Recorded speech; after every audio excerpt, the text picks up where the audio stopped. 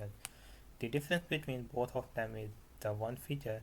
In this part I have the round corners, and while in the this part I have the bevel edges.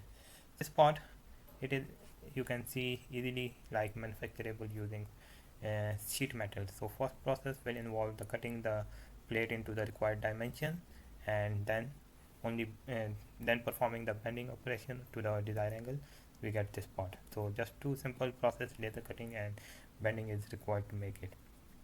In this part I said extra material removal is required, which is not part of sheet metal process. So it can be either done like CNC machining or grinding, whatever operation, but the manufacturer doesn't treat it as a sheet metal part, and they charge the, when you upload the part to their quotation website, you will get the code of the CNC machining. They say we will make this part using CNC machining because the extra. So when the manufacturer said they will make it using the CNC machining, then I can understand that for a CNC machining the price can be dramatically increased, because in order to manufacture this part using CNC machining, we required a complete metal block of the same dimension.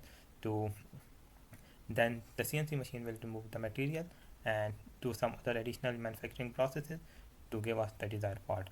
And in order to manufacture the bigger one, we need a bigger solid metal block. So I can understand the cost can increase because of material waste, material removal, and CNC operation. The purpose of this video is to give you an idea how the small feature, if you are not aware about it, can increase the cost for your product dramatically. And if you are nearby and you don't know about the manufacturing cost associated with sheet metal and CNC machining, you are in very that's very dangerous for you. So I don't know, maybe they make the bevel using CNC machine or grinder, still they will charge you for the they will cost you 10 times higher.